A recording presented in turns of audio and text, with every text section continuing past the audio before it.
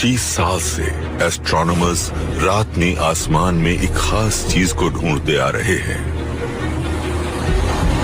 एक होप कि कोई और प्लेनेट हो जो हमारे प्लेनेट जैसा हो। उन्हें वैसे तो हजारों दूसरे वर्ल्ड्स मिल चुके हैं, लेकिन जिसकी उम्मीद थी वो नहीं मिला। इनमें से कुछ तो वाकई बहुत बिजार है। यूनिवर्स का अंदाजा लगाना बहुत मुश्किल है। यहाँ हैं बगैर स्टार्स वाले ऑफन्ड प्लैनेट्स, डायमंड्स के बने वर्ल्ड्स और शायद अपने अपने सन का चक्कर लगाती बड़ी बड़ी आईबॉल्स भी। अगर कभी इंसान हमारे जैसे किसी प्लैनेट पर पहुंच गया तो पागल हो जाएगा। क्या इनमें से कोई भी दुनिया हमारी अर्थ जैसी हो सकती है, जहाँ हमारी जैसी ही लाइफ हो, या फिर अर्थ जैसी कोई और जगह है ही नहीं?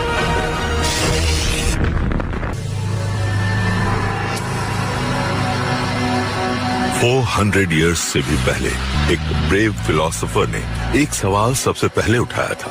अगर रात में दिखने वाले स्टार्स हमारे सन जैसे हैं, तो क्या उनके भी अपने प्लैनेट्स हो सकते हैं? एक्सोप्लैनेट्स, डिस्टेंट स्टार्स का चक्कर काटने वाले एलियन वर्ल्ड्स की खोज सीरियसली 1990s में ही शुरू हुई। पायोनियरिंग एस्ट्रोनॉमर्स को लग रहा था कि उन्हें हमारे जैसे ही प्लैनेटरी सिस्टम्स मिल जाएंगे, लेकिन शुरू से ही उन्हें जो मिला उसने साइंस की दुनिया को हिला दिया। हम सोचते थे अगर दूसरे सोलर सिस्टम्स होंगे तो वो हमारी तरह होंगे, लेकिन अब हमें बहुत अलग अलग तरह के प्लैनेटरी सिस्टम्स मिल रहे हैं और वो सिस्टम्स हमारे जैसे बिल्कुल नहीं हैं। हमें जैसे प्लैनेट्स मिल रहे हैं, अगर किसी मूवी में देखें तो लगेगा वाह देखने में तो कितने अच्छे हैं, पर ये वाकई नहीं हो सकते और फिर बूम, वो हमें सच में मिलने लगते हैं। ये शॉक्स काफी पहले ही लग गए। हमारे सोलर सिस्टम के बाहर मिला पहला कंफर्म प्लैनेट हमारे सन की तरह किसी चीज का चक्कर नहीं काट रहा था। ये तो हमारे यूनिवर्स की एक बहुत ही वायलेंट और मिस्टीरियस चीज का चक्कर काट रहा था। ये था एक पल्सर, और इसका कोई लॉजिक नहीं था। अगर कोई मुझे आधी रात में नींद से जगाकर पूछे प्लैनेट्स के मिलने की आखिरी जगह क्या हो सकती है, तो शायद मैं यही कहूंगा कि ऑर्बिटिंग अ पल्सर। पल्सर यूनिवर्स में मौजूद एक बहुत ही ड्रामेटिक चीज हो सकती है। किसी स्टार का एक चम्मच मास भी माउंट एवरेस्ट जितना होता है और ये 1 सेकंड में हंड्रेड्स ऑफ टाइम्स घूम सकते हैं। आप ऐसी किसी मॉन्स्टरस चीज को इमेजिन कर सकते हैं? पल्सर्स बहुत ही कॉम्पैक्ट होते हैं। जरा सोचिए कि सन के पूरे मास को स्क्वीज करके सिर्फ मैनहट्टन के साइज जितना बड़ा बना दिया जाए। घूमते हुए पल्सर्स लाइट और रेडिएशन की बीम्स छोड़ते हैं, लेकिन इन वायलेंट स्टार्स का जन्म ही इन्हें प्लैनेट्स का एक अनयूजुअल घर बनाता है, क्योंकि पल्सर्स का जन्म होता है सुपरनोवा एक्सप्लोजन्स की कॉस्मिक फायर्स में।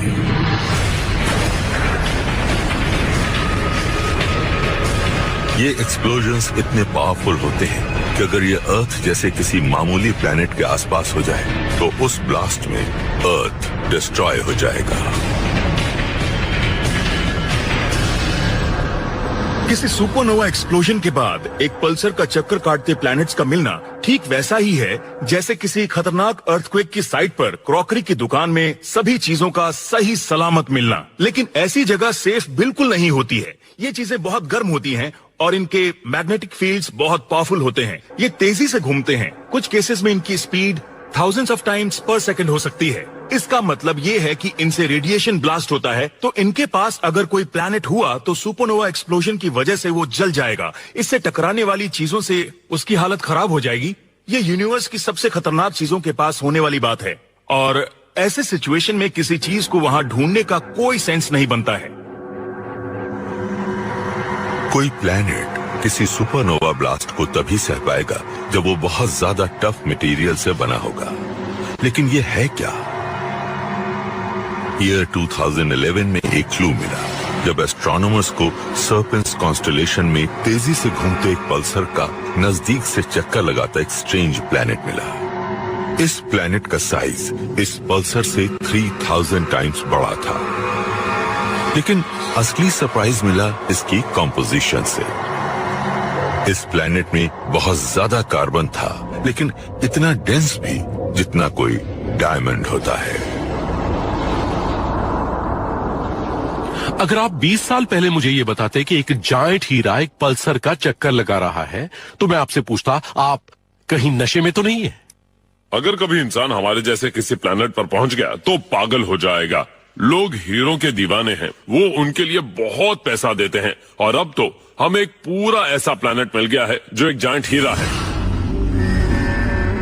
ऐसा कोई डायमंड प्लेनेट यूनिवर्स की सबसे शानदार जगहों में से एक हो सकता है, जो 59,000 किलोमीटर चौड़ी किसी डिस्को बॉल जैसा चमकता हुआ दिखता है। प्लेनेटरी जियोलॉजिस्ट जेनी रैडेबा के हिसाब से हमारी अर्थ पर इस डायमंड प्लेनेट की सरफेस से सबसे ज्यादा मिलती जुलती अगर कोई चीज है तो वो है आइसलैंड का shimmering black volcanic flood plain. जरा सोचिए कि हम डायमंड प्लैनेट की सरफेस पर खड़े हुए हैं। आप देख सकते हैं कि ये एकदम फ्लैट, एकदम यूनिफॉर्म है, फिर भी ये चमक रही है। शायद ये सरफेस वाकई खूबसूरत होगा।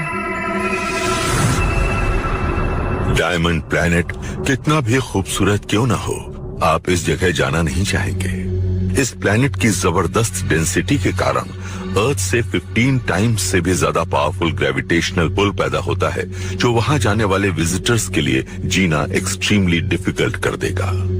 इस वक्त हम एक हाई मास बॉडी पर खड़े हुए हैं, यानी इसकी ग्रेविटी बहुत ज्यादा है।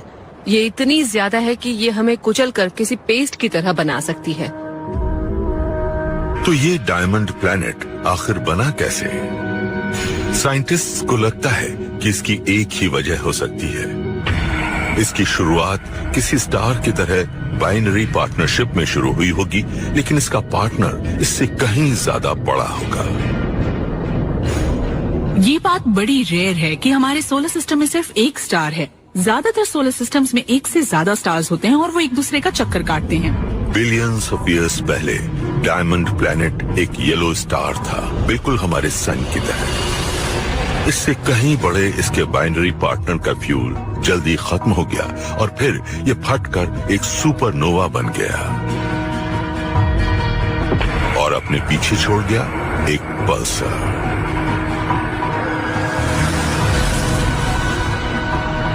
सन जैसा ये स्टार इतना बड़ा था कि ब्लास्ट को सरवाइव कर गया, लेकिन बिलियंस ऑफ ईयर्स के बाद इसका भी फ्यूल खत्म होने से ये खत्म हो गया और पीछे रह गया व्हाइट ड्वार्फ कहलाने वाला एक जला हुआ कोर। पल्सर की ग्रेविटी ने व्हाइट ड्वार्फ की आउटर लेयर्स से हल्के एलिमेंट्स हाइड्रोजन और हीलियम को चुराना शुरू कर दिया, जब तक कि कार्बन के सिर्फ वो मॉलिक्यूल्स ही बचे रह गए जिन्हें डेड स्टार ने अपनी लाइफ टाइम में प्रोड्यूस किया था। बची हुई बॉल के प्रेशर्स इतने ज्यादा थे कि कार्बन क्रिस्टलाइज होकर एक कॉम्पैक्टेड डायमंड में बदल गया। पता चला कि ये कॉस्मिक डायमंड्स हमेशा के लिए नहीं रहेंगे।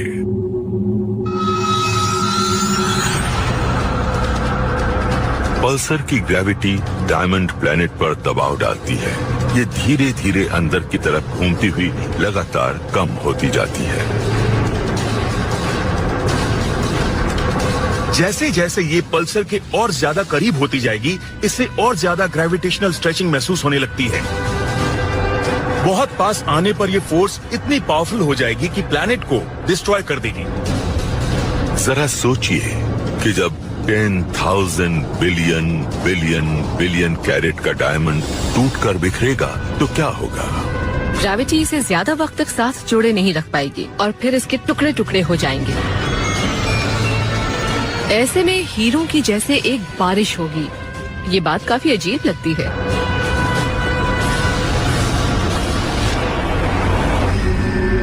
डेड स्टार्स से पैदा होने वाले एक्सट्रीम डायमंड प्लैनेट्स के बारे में सोचकर इमेजिनेशन जैसे दौड़ने लगता है, लेकिन एक्सोप्लैनेट हंटर्स असल में हमारे अर्थ जैसे वर्ल्ड्स ढूंढना चाहते हैं। एस्ट्रोनॉमर्स असल में एक्सोप्लैनेट्स ढूंढ रहे हैं क्योंकि वो बहुत कूल हैं। लेकिन हम क्योंकि इंसान हैं, तो हम अर्थ जैसा ही एक और प्लैनेट ढूंढना चाहते हैं। ईयर 2016 में एस्ट्रोनॉमर्स ने तब दुनिया को हैरान कर दिया जब उन्हें हमारे सबसे करीबी नेबरिंग स्टार्स के चारों तरफ अर्थ जैसा एक प्लेनेट चक्कर काटता मिल गया। हैरान साइंटिस्ट सोचने लगे कि क्या सबसे पास इस एक्सोप्लैनेट में वो सब है जिससे लाइफ एग्जिस्ट कर सके, इंटेलिजेंट लाइफ, यहाँ तक कि सिविलाइजेशन भी। सबसे करीबी नेबरिंग स्टार्स के चारों तरफ अर्थ जैसा एक प्लेनेट चक्कर काटता मिल गया। हैरान साइंटिस्ट सोचने लगे कि क्या सबसे पास इस एक्सोप्लैनेट में वो सब है जिससे लाइफ एग्जिस्ट कर सके, इंटेलिजेंट लाइफ, यहाँ तक कि सिविलाइजेशन भी।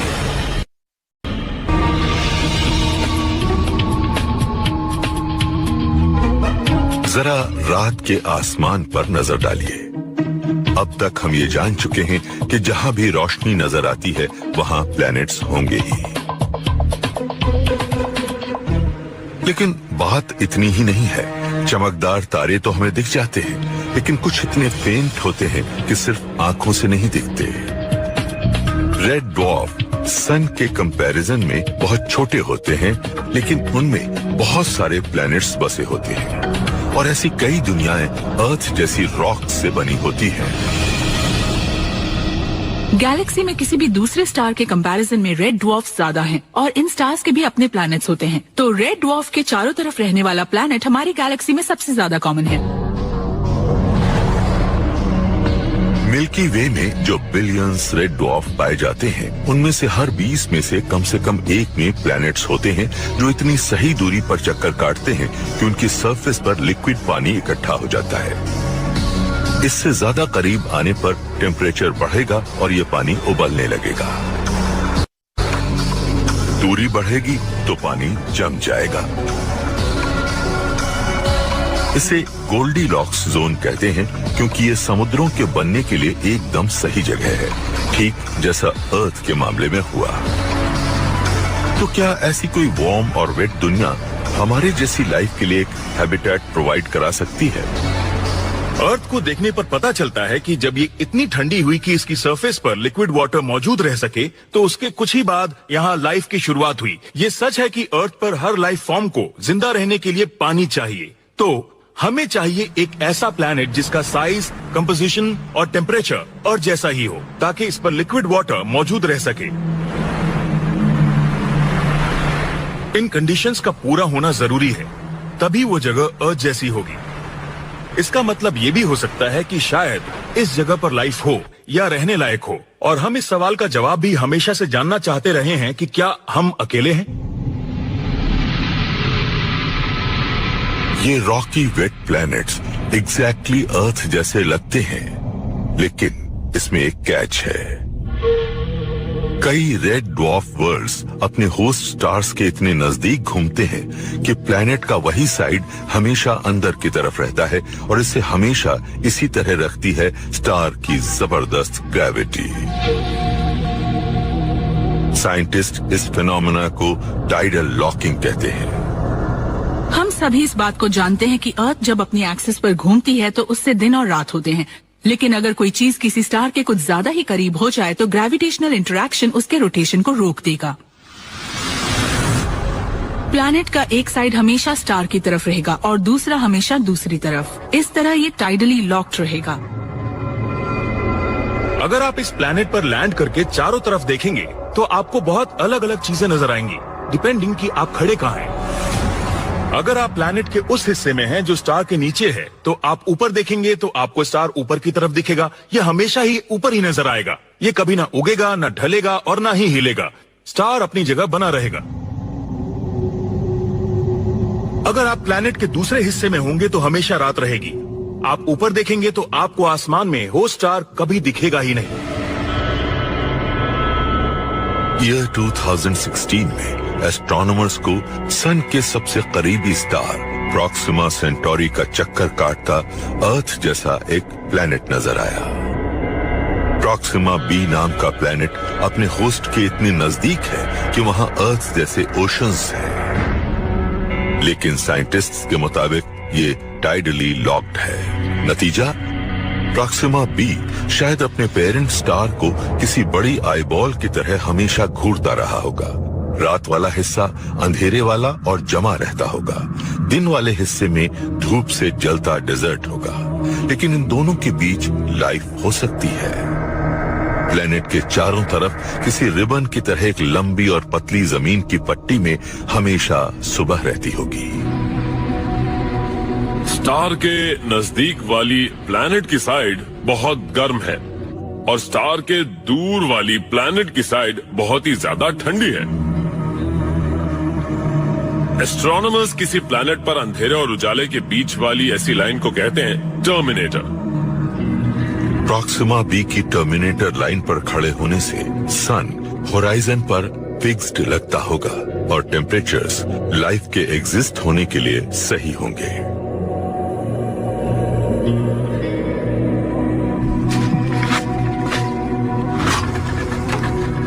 जेनी रेडेबा को ये एक डरावना ट्वाइलाइट जोन लगता है, जहां डार्क ग्लेशियर्स पिघलकर बड़े बड़े लगून्स को भरते हैं, जैसे अर्थ के ग्लेशियर्स गर्मियों के समय में करते हैं। इन दो बिल्कुल अलग तरह के लैंडस्केप्स की बाउंड्री वैसी ही जगह है जैसी कि हमारी अर्थ पर है। इन ग्लेशियर्स पर से लिक्विड वाटर बह रहा होगा। ये इन ग्लेशियर से निकलकर वेस्टलैंड की तरफ बढ़ रहा होगा। साथ ही आइसबर्ग्स इस खूबसूरत बे में तैर रहे होंगे। इस जगह पर लिक्विड वाटर है, सन से मिलने वाली एनर्जी भी है, तो लाइफ ढूंढने के हिसाब से ये जगह एकदम सही है। ये बात एक ऐसे प्लेनेट पर लाइफ की उम्मीद जगाती है जो सन के सबसे करीबी नेबर का चक्कर लगा रहा है। क्या प्रॉक्सिमा बी पर वाकई एलियन सिविलाइजेशंस हो सकती है? वहां बिना जाए हम कुछ नहीं कह सकते। लेकिन red dwarfs trillions of years तक एक्टिव रहते हैं और आसमान में दूसरे स्टार्स के मुकाबले 3 टाइम्स ज्यादा होते हैं। अगर वहां वाकई एडवांस्ड एलियन सिविलाइजेशंस मौजूद हैं, तो रेड ड्वार्फ स्टार्स के प्लैनेट्स उन्हें ढूंढने के लिए परफेक्ट जगह हो सकती है। मान लीजिए हम इन रेड ड्वार्फ्स के आसपास मौजूद किसी प्लैनेट पर बैठे हुए हैं। हो सकता है कि अब से 1 ट्रिलियन ईयर्स बाद भी यहीं बैठे हों। हमने कभी रेड ड्वार्फ को खत्म होते नहीं देखा। तो अगर ये सच है तो फिर लाइफ के शुरू होने के लिए बहुत वक्त है। तो हो सकता है वहाँ ना सिर्फ माइक्रोबियल लाइफ हो, बल्कि शायद और कॉम्प्लेक्स लाइफ भी हो। हम ये भी कह सकते हैं कि इन जगहों पर शायद इंटेलिजेंट लाइफ भी हो सकती है। रेड ड्वार्फ इतने लंबे वक्त तक मौजूद हो सकते हैं कि आईबॉल अर्थ्स पर ऐसी सिविलाइजेशंस एग्जिस्ट करती हों जिनके सामने ह्यूमन रेस कुछ भी नहीं। और ये एलियन स्पीशीज यूनिवर्स में कुछ सबसे रोमांटिक जगहों में रह रही हों, जहां हमेशा इन्हें शानदार सनसेट्स नजर आते होंगे। ये ऐसी जगह होगी जहां से लाल सन भी दिखेगा और दूसरी तरफ देखने पर स्टार्स भी नजर आएंगे। रहने के लिए ये जगह बहुत खूबसूरत होगी और डिजायरेबल भी। सिर्फ हमेशा रहने वाला सनसेट ही इस जगह की खासियत नहीं होगी। रेड ड्वार्फ स्टार्स से निकलने वाली सोलर फ्लेयर्स की वजह से आईबॉल अर्थ्स के लोगों को यूनिवर्स के कुछ सबसे शानदार लाइट शोज देखने का भी मौका मिलेगा। रेड ड्वार्फ स्टार्स बहुत स्टेबल होते हैं, इनकी एज बहुत होती है, लेकिन हमारे पास इस बात के सबूत हैं कि इनकी बहुत बड़ी बड़ी सोलर फ्लेयर्स भी होती हैं, जिनकी वजह से प्लैनेट्स को हाई एनर्जी रेडिएशन सहना पड़ सकता है।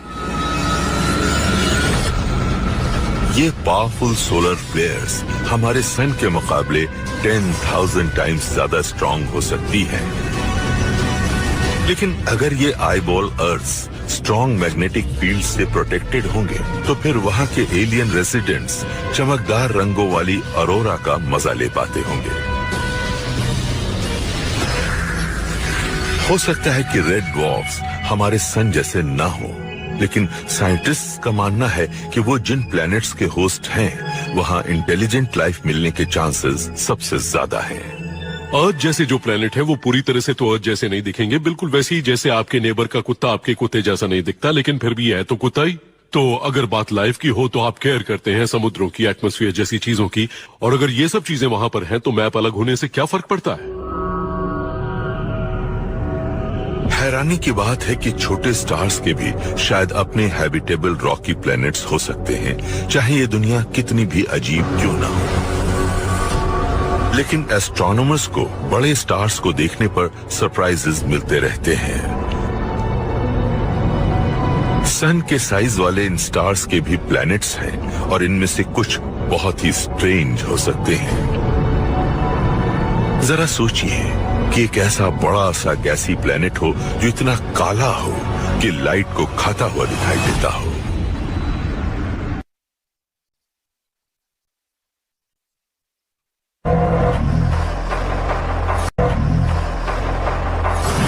डेकेड से भी ज्यादा से एस्ट्रोनॉमर्स एलियन वर्ल्ड्स की तलाश में आसमान छानते रहे हैं और उन्हें ऐसे वर्ल्ड्स करीब करीब हर कहीं दिखे हैं। वो अर्थ जैसी कई प्लैनेट्स को डिस्कवर करने की उम्मीद रखते हैं, लेकिन इसके बजाय उन्हें अजीब चीजों से भरी एक गैलेक्सी मिली है। ऐसे एक्सोप्लैनेट्स को ढूंढने के दौरान आप देख सकते हैं कि यूनिवर्स में बहुत ज्यादा वैरायटी है। इनमें से कुछ की सुपर ग्रेविटी है और कुछ के 2 स्टार्स हैं, एक नहीं। यानी वहाँ काफी इंटरेस्टिंग चीजें मौजूद हैं। एस्ट्रोनॉमर्स अब जानते हैं कि हमारी गैलेक्सी में ऐसे बिलियंस एक्सोप्लैनेट्स हैं जो डिस्कवर किए जाने का इंतजार कर रहे हैं, लेकिन ये जानना कि वो मौजूद हैं और उन्हें ढूंढ निकालना, ये दोनों अलग अलग बातें हैं। एक्सोप्लैनेट्स को ढूंढने से जुड़ी प्रॉब्लम ये है कि ये बहुत छोटे हैं और ये किसी स्टार के मुकाबले बहुत डिम होते हैं, इसलिए इनको ढूंढ पाना आसान नहीं होता। ढूंढने का एक तरीका ये है कि आप एक स्टार और एक प्लैनेट के बीच की ग्रेविटेशनल पुल को देखें। सुनने में ये बात बड़ी अजीब लगेगी, लेकिन किसी स्टार का चक्कर काटता कोई प्लैनेट ग्रेविटेशन की वजह से इससे जुड़ा रहता है और किसी स्टार के हिलने पर आप इस पुल का पता लगा सकते हैं।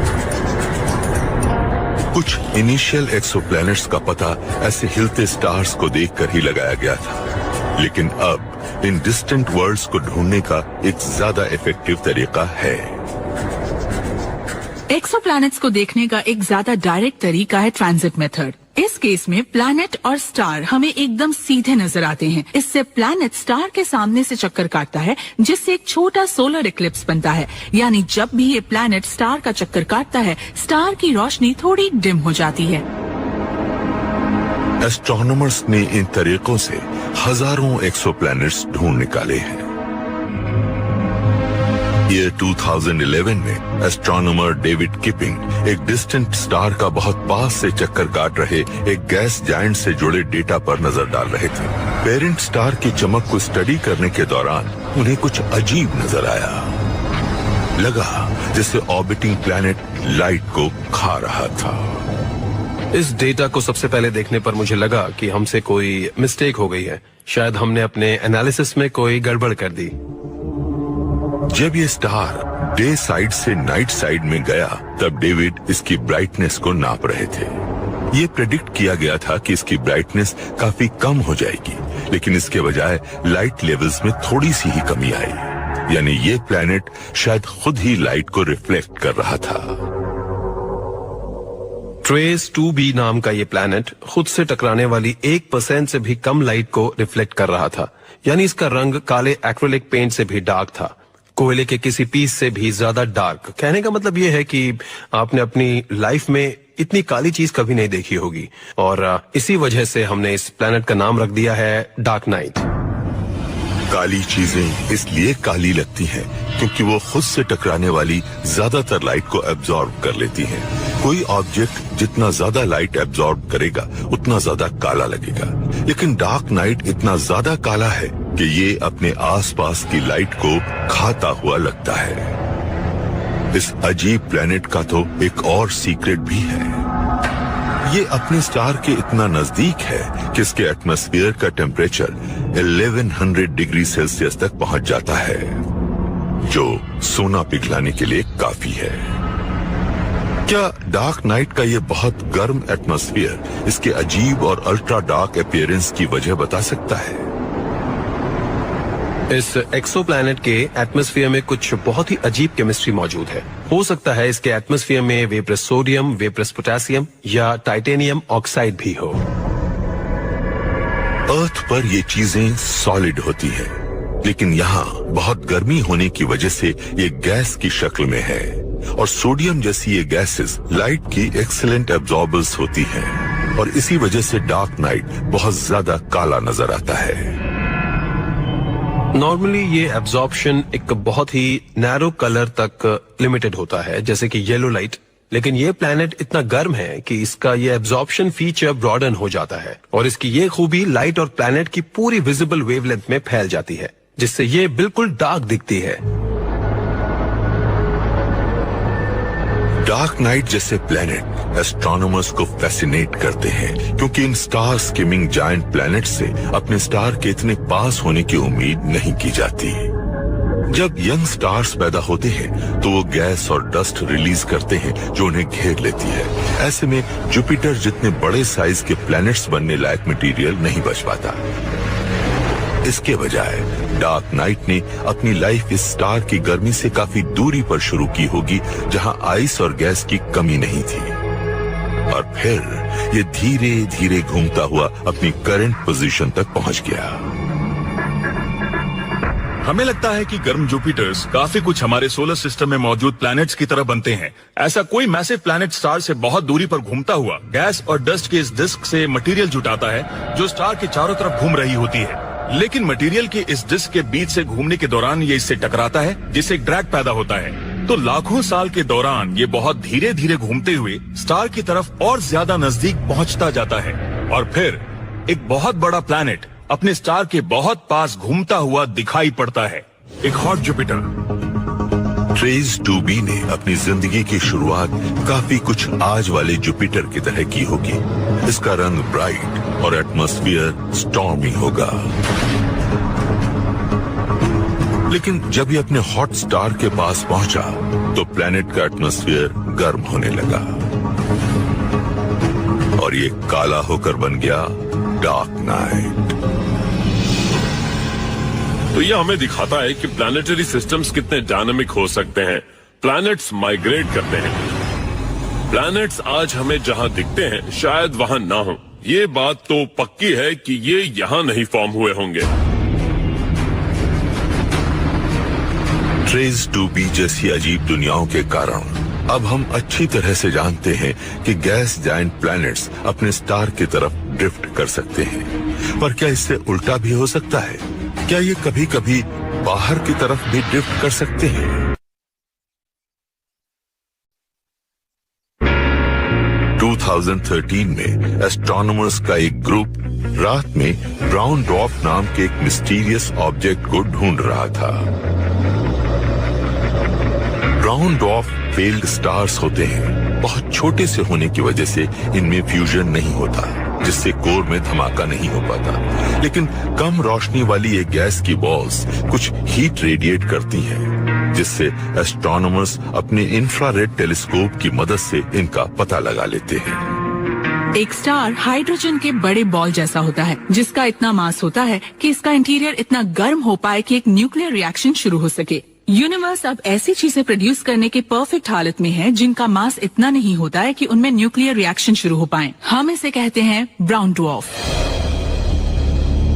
तो एस्ट्रोनॉमर्स ने अपने इंफ्रारेड डिटेक्टर्स को इस्तेमाल करना शुरू किया, लेकिन इन्हें वो नहीं मिला जिसकी वो उम्मीद कर रहे थे। इन्हें जो चीज दिखी उसका मास तो किसी ब्राउन ड्वार्फ से भी कम था। शायद ये कोई गैस प्लैनेट था, लेकिन इसका होस्ट स्टार कहीं दिख नहीं रहा था। ये प्लैनेट ओपन स्पेस में शायद यूं ही भटक रहा था। एस्ट्रोनॉमर्स को गैलेक्सी में मौजूद एक बहुत ही मिस्टीरियस चीज मिल गई थी।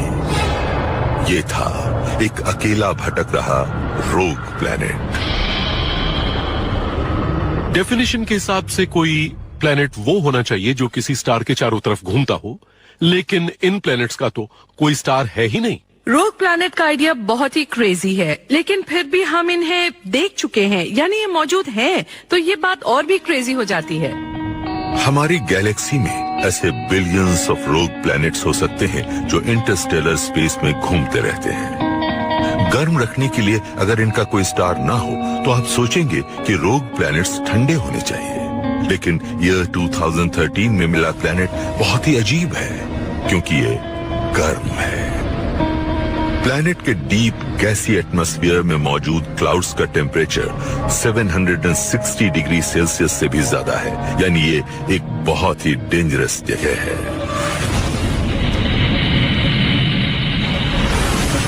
तो इस प्लैनेट पर पहुंचने की कोशिश में अगर आप एटमॉस्फेयर से पड़े जबरदस्त प्रेशर से खुद को बचाने का इंतजाम कर भी लें, वहाँ की वेपराइज करने वाली तेज गर्मी से बच भी जाएं, फिर भी ये इलाका काफी रफ होगा। और इस प्लैनेट का मौसम बहुत ही अजीब होगा। भयानक स्टॉर्म्स, ऊपर उठती ढेर सी गर्म हवा और नीचे गिरती ठंडी हवा। सिर्फ इतना ही नहीं, हमने पाया है कि ऐसी कई चीजों का टेम्परेचर अगर बहुत ज्यादा गर्म हो तो आयन और दूसरे मेटल वेपराइज हो सकते हैं। इनके ठंडे होने पर ये नीचे बरस सकते हैं। जरा सोचिए कि आसमान से बरसती हुई मेल्टेड आयन के ड्रॉपलेट्स, तो आपकी हालत क्या होगी। ये जगह सिविलाइजेशन के हिसाब से बिल्कुल भी ठीक नहीं है। बहुत गर्म बादलों से नीचे आने के वक्त प्रेशर बढ़ता जाता है और फिर ग्रेविटी इतना प्रेशर डालती है कि हाइड्रोजन गैस एक अजीब लिक्विड मेटल में बदल जाती है।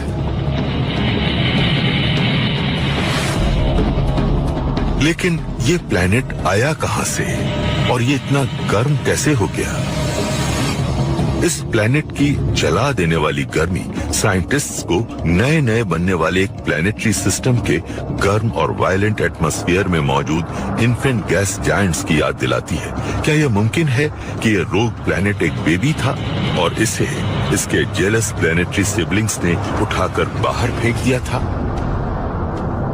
जाहिर है कि प्लैनेट्स किसी स्टार के पास बनते हैं, लेकिन ये दूसरे प्लैनेट्स के नेस्ट में होते हैं और जब अर्ली डेज में ये बहुत करीब आ जाते हैं तो इनकी ग्रेविटेशनल पावर किसी एक प्लैनेट की स्पीड को स्लो कर देती है और दूसरे की स्पीड बढ़ा देती है। स्पीड ज्यादा बढ़ जाने पर ये प्लैनेट स्टेलर सिस्टम से निकलकर स्पेस की गहराई में पहुंच सकता है। तो इस तरह एक orphan baby gas giant Cosmos में भटकने लगता है। लेकिन जरूरी नहीं है कि ये दुनिया वाकई अकेली हो, इसमें और साथी मून्स हो सकते हैं। हमारे सोलर सिस्टम में आईसी मून्स की फैमिलीज एलिप्टिकल ऑर्बिट्स में जुपिटर और सैटर्न के चारों तरफ घूमती है और साइंटिस्ट्स को ऐसे आईसी एक्सटीरियर्स मिले हैं जो लिक्विड वाटर के बड़े बड़े ओशंस को कवर किए हुए हैं। हमने अपने सोलर सिस्टम के मून्स में देखा है कि वो बहुत एक्टिव हो सकते हैं। अगर ये ऐसे हुए तो अपने होस्ट प्लैनेट के साथ इनके ग्रेविटेशनल इंटरेक्शन से इनका साइज घटकर और बढ़ सकता है और ये गर्म हो सकते हैं। ये सो कॉल्ड टाइडल फोर्सेस गर्म वॉल्केनिक वेंट्स को पावर दे सकती हैं। ऐसी ही वेंट्स अर्थ के ओशंस में बहुत डेप्थ पर मिलती हैं। हमारे प्लैनेट पर सनलाइट न मिलने के बावजूद ओशन वेंट्स की वजह से बहुत से अजीब तरह के जानवर जिंदा रह पाते हैं। तो क्या किसी रोग प्लैनेट के टाइडली हीटेड मून पर भी ऐसा ही हो रहा होगा? ऐसा हो सकता है, इसके काफी चांसेस हैं। मुझे तो ऐसा ही लगता है, लेकिन ये भी हो सकता है कि बिना सन वाले किसी प्लैनेट के मून पर भी लाइफ एग्जिस्ट। मुझे तो ऐसा ही लगता है, लेकिन ये भी हो सकता है कि बिना सन वाले किसी प्लैनेट के मून पर भी लाइफ एग्जिस्ट कर रही हो। ये पॉसिबल है। हो सकता है कि इस एक्सोप्लैनेट के चारों तरफ ऐसे मून्स होंगे और ग्रेविटी की वजह से उसे गर्म रखे हुए हों, तो कोई स्टार आसपास न होने के बावजूद लाइफ की पॉसिबिलिटी फिर भी है। वियर्ड रोग प्लैनेट्स हमें इंटरस्टेलर एलियन लाइफ के होने के ड्रीम दिखाते हैं। लेकिन ये इमेजिन करना मुश्किल है कि डीप ओशंस में रहने वाले ये क्रीचर्स सिर्फ वॉल्केनिक वेंट्स से मिलने वाली मामूली एनर्जी से ही एडवांस्ड, कॉम्प्लेक्स और इंटेलिजेंट लाइफ की शक्ल ले लें। सिविलाइजेशन के सबूत ढूंढने के लिए हमें कहीं और ढूंढना होगा और ये भी पॉसिबल है कि किसी डिस्टेंट स्टार के अजीब बिहेवियर से हमें ऐसा पहला क्लू मिला हो कि इस तरह की एडवांस्ड सिविलाइजेशंस मौजूद हो सकती है। क्या करते थे कि हमारी गैलेक्सी सिर्फ स्टार्स से ही भरी है, पर अब हम जानते हैं कि इन स्टार्स के प्लैनेट्स भी हैं और वो भी हंड्रेड्स ऑफ बिलियंस की तादाद में। एस्ट्रोनॉमर्स इन एलियन वर्ल्ड्स को कहते हैं एक्सोप्लैनेट्स। हमें तो मालूम भी नहीं था कि एक्सोप्लैनेट्स होते हैं और अब ये सोचकर हैरानी होती है कि पिछले सिर्फ 10 से 15 साल में अपने यूनिवर्स के बारे में इतना कुछ जान चुके हैं। यूनिवर्स के बारे में हमारी समझ में वाकई एक फंडामेंटल शिफ्ट आया है। ईयर 2009 से प्लैनेट्स को ढूंढने वाली स्पेस ऑब्जर्वेटरी केपलर एक्सोप्लैनेट्स की खोज में जैसे रिवॉल्यूशन ले आई है। क्योंकि केपलर एक साथ 1.5 लाख तारों पर नजर रख पाती है।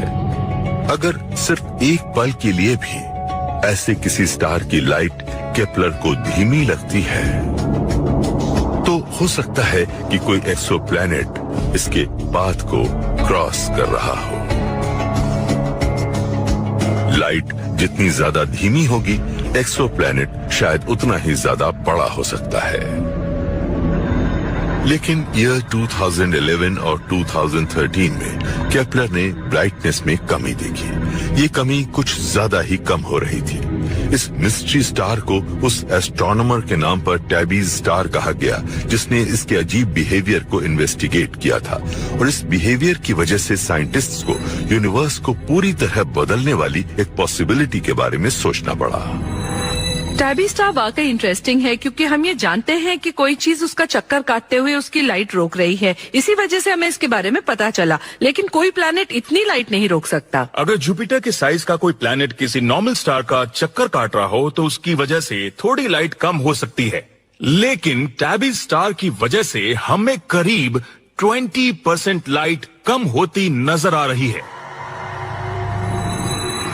इतना ही नहीं, आप उम्मीद करते हैं कि स्टार लाइट में ये कमी पीरियोडिक होगी, लेकिन टैबी स्टार में ऐसा नजर नहीं आ रहा। लाइट में ये कभी अलग अलग इंटरवल्स पर नजर आ रही है और इसकी कोई वजह समझ नहीं आती। अगर केपलर की रीडिंग सही है तो कोई बहुत ही बड़ी और अजीब चीज टैबीज स्टार के चारों तरफ घूम रही है। ये भी हो सकता है कि ये एलियंस के तोड़े हुए प्लेनेट के बचे खुचे हिस्से हो और फिर इन्हें एक जायंट सोलर पावर प्लांट में बदल दिया गया हो सकता है कि एडवांस सोसाइटीज हमारे सोलर सिस्टम में मौजूद नेपच्यून जैसे किसी बेकार प्लेनेट के टुकड़े करके इसे अपने प्लेनेट की ऑर्बिट से बाहर एक बड़े से गोले की शक्ल में फिर बना दें, इसकी सनलाइट को कलेक्ट करें और उसे यूज करें। एनर्जी का सबसे अच्छा सोर्स होता है आपका स्टार, तो आप इस एनर्जी को हार्वेस्ट करने के लिए बड़ी स्ट्रक्चर्स बना सकते हैं। फ्रीमैन डायसन ने इसे नाम दिया डायसन स्फीयर का। कहीं हमें डायसन स्फीयर तो नहीं मिल गया? अगर किसी एक्सोप्लैनेट के बचे खुचे टुकड़े टैबीज स्टार से आने वाली लाइट को रोक रहे हैं तो फिर शायद एलियंस काफी बिजी रहे हैं। साइंटिस्ट ने लाइट में जो कमी देखी है उसके मुताबिक तो उनका मेगा स्ट्रक्चर बहुत ही बड़ा होगा। किसी डायसन स्फीयर को साई-फाई मूवीज का हिस्सा कहा जा सकता है, लेकिन हम ये कैसे साबित करें कि ये असली है? सेटी के एस्ट्रोनॉमर्स ने अपने टेलीस्कोप्स को टैबीज स्टार की तरफ इस उम्मीद में मोड़ा कि शायद इसे बनाने वालों की रेडियो कन्वर्सेशन को सुना जा सके। जैसे ही हमें टैबी स्टार के बारे में पता चला, हमने अपने एलन टेलीस्कोप के अरी के एंटीनास को इस स्टार की डायरेक्शन में मोड़ दिया और फिर करीब 1 या 2 हफ्ते काफी बड़ी रेडियो फ्रीक्वेंसी को कवर करते हुए सिग्नल्स ढूंढते रहे, लेकिन सिग्नल्स मिले ही नहीं। फ्लैशिंग लेजर लाइट्स ढूंढने के लिए पनामा में भी टेलीस्कोप यूज किया, लेकिन कुछ नहीं मिला।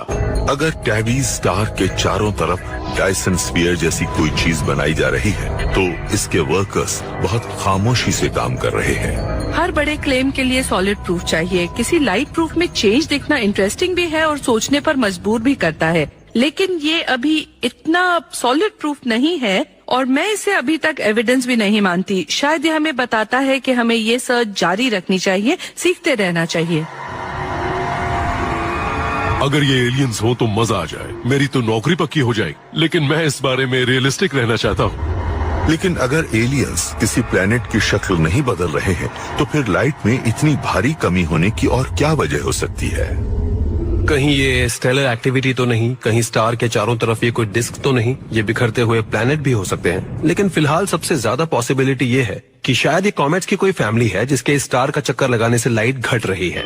कॉमेट्स बहुत बड़ी बर्फ से बनी बॉल होती हैं जो प्लैनेटरी सिस्टम्स के बनने के दौरान बचे मलबे से बनती है। लेकिन अगर कॉमेट्स का कोई बड़ा क्लस्टर टैबीज स्टार के आसपास मौजूद है तो वो कहीं ज्यादा बड़ा लग सकता है। अगर ये अपने स्टार के ज्यादा करीब पहुंचे तो आइस गर्म होकर गैस में बदलकर फैल सकती है और फिर ये एक्सपैंडिंग क्लाउड किसी प्लैनेट से कहीं ज्यादा बड़ा हो सकता है। ये बात हमें हमारे सोलर सिस्टम में दिखती है और ये हो सकता है कि ये बादल इस स्टार को ब्लॉक कर रहे हैं। ये बात समझ में आती है और जो हम देख रहे हैं ये उसके बारे में कुछ एक्सप्लेन कर रही है और कुछ नहीं भी। हो सकता है कि कॉमेट्स का एक बड़ा सा बादल टैबीज स्टार से आ रही लाइट को ब्लॉक कर रहा हो, लेकिन एक प्रॉब्लम है, इतने सारे कॉमेट्स नहीं हो सकते जो इतनी लाइट को ब्लॉक कर सके, और इंफ्रारेड सिग्नेचर भी नॉर्मल ही नजर आया है। या तो हमने इसे मिस कर दिया, या डस्ट बहुत जल्दी डिस्पर्स हो गई, ये पॉसिबल है, या फिर सिर्फ कॉमेट्स के टूटने से कहीं ज्यादा कुछ हो रहा है। मौजूदा थियरीज में से कोई भी टैबीज स्टार की मिस्ट्री पूरी तरह सॉल्व नहीं कर पाती है, तो फिलहाल किसी प्लैनेट से एक एलियन मेगा स्ट्रक्चर बनने की गुंजाइश मौजूद है, पर यह पॉसिबिलिटी काफी कम है।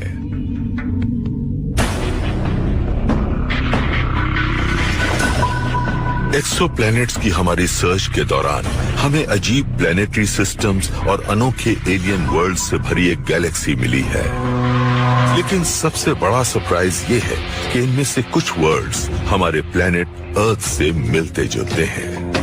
अभी तक हमें ऐसे ज्यादा सोलर सिस्टम्स नहीं मिले हैं जो हमारे सोलर सिस्टम से मिलते जुलते हों। हम हमेशा से ये मानते आए हैं कि छोटे प्लैनेट्स अंदर की तरफ होंगे और बड़े प्लैनेट्स बाहर की तरफ, जैसा कि हमारे सोलर सिस्टम में है।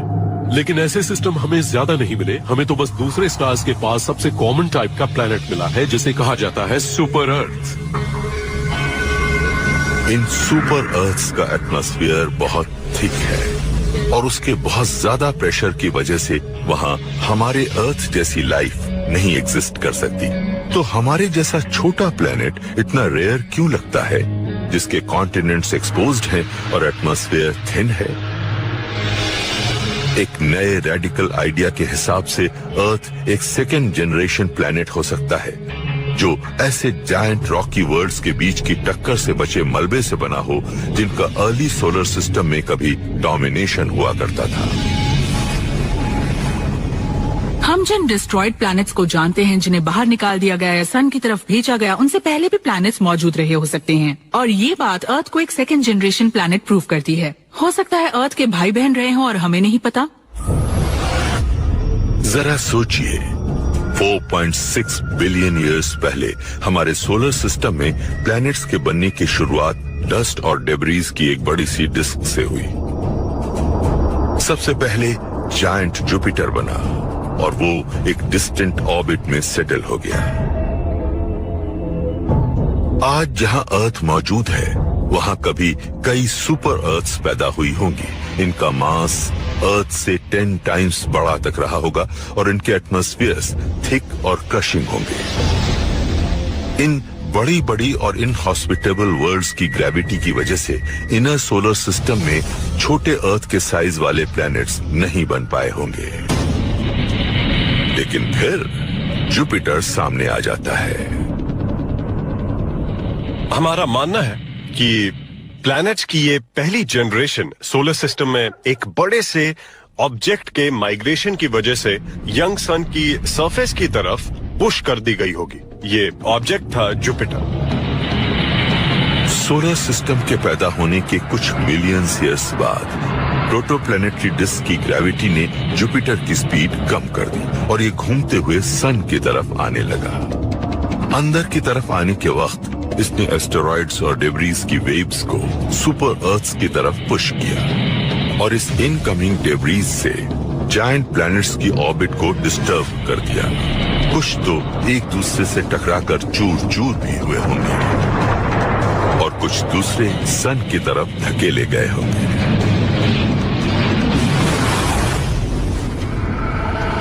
इस प्लैनेटरी डिस्ट्रक्शन के बाद जुपिटर को न्यूली फॉर्म्ड सैटर्न की ग्रेविटी ने फिर बाहर खींच लिया। अब जो सोलर सिस्टम बचा होगा उसमें सॉलिड और गैसियस मटेरियल नहीं बचे होंगे। उस जगह पर ये मलबा hundreds of millions of years के दौरान जमा हुआ होगा और फिर इससे वो टेरेस्ट्रियल प्लैनेट्स बने होंगे जो आज हमें दिखते हैं। इनर सोलर सिस्टम में अब प्लैनेट्स बनने शुरू हुए होंगे, लेकिन इनके लिए बची खुची चीजें ही मिली होंगी और उनका साइज अपने प्रेडेसेसर से कहीं छोटा, एटमॉस्फेयर कहीं थिन और प्रेशर्स काफी कम रहे होंगे। इन्हीं में शामिल है हमारा प्लैनेट अर्थ। इस सेकेंड जनरेशन प्लैनेट पर लाइफ एग्जिस्ट कर सकती थी। हम काफी टाइम से उन अलग अलग फैक्टर्स को पहचानने की कोशिश कर रहे हैं जो किसी प्लैनेट पर लाइफ के होने को पॉसिबल बनाते हैं। इस जगह को गर्म होना चाहिए, स्टेबल होना चाहिए। हो सकता है हमें एक नया प्लैनेट मिला हो या फिर किसी सेकंड जनरेशन प्लैनेट में रहने के एडवांटेजेस ज्यादा हों। अगर ये सच है तो फिर हमारे प्लेनेट की कमाल की बर्थ स्टोरी शायद इसकी वजह बताए कि हमें इंटेलिजेंट लाइफ वाली और ज्यादा दुनियाएं क्यों नजर नहीं आती। शायद अर्थ ने ही सारे रूल्स को तोड़ा हो सकता है कि हमारा अपना ये सोलर सिस्टम एक एक्सेप्शन हो। अगर अपने सोलर सिस्टम को देखें तो कौन सा प्लैनेट सबसे वियर्ड होगा? सबसे वियर्डेस्ट प्लैनेट होगा अर्थ। हमने अब तक अपनी गैलेक्सी में जिन हजारों प्लैनेट्स को ढूंढा है उनमें से सबसे अजीब, सबसे अनोखा वो है जिस पर हम खड़े हैं, क्योंकि इसने एक ऐसे ऑर्गेनिज्म को इवॉल्व होने का परफेक्ट एनवायरनमेंट दिया है जो ये सवाल पूछ सकता है कि इससे अमेजिंग क्या होगा। फिलहाल अर्थ यूनिवर्स में एक अजीब सी चीज जैसी लगती है, क्योंकि अब तक यूनिवर्स में हमें और कहीं लाइफ नहीं मिली है, लेकिन हमने ढूंढना बंद नहीं किया है और शायद हम खुद को गलत साबित कर दें। हो सकता है कि यूनिवर्स में मौजूद बिलियंस ऑफ वर्ल्ड्स के बीच एक और ऐसा प्लेनेट हमें मिल जाए जिसने लाइफ को पैदा किया हो, इंटेलिजेंस को नर्चर किया हो और एक ऐसी स्मार्ट सिविलाइजेशन बनाई हो जो खुद ही खुद को खत्म न कर दे। बस तभी हम जान पाएंगे कि क्या वाकई अर्थ एक यूनिक प्लेनेट है।